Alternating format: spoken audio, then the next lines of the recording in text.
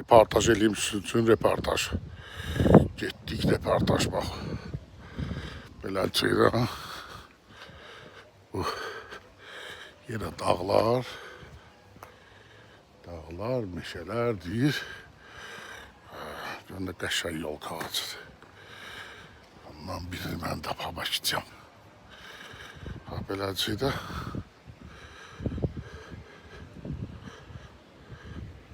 adı da budur. Hirkan Park Otel. Benim dostumundur. Ondur. Haçan istəsəz. O qəşəngdir. Orada da belə bir şey vurublar bu vıska.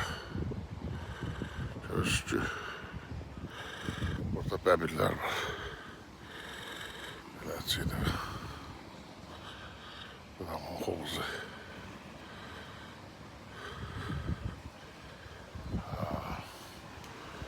Beləliklə reportaj.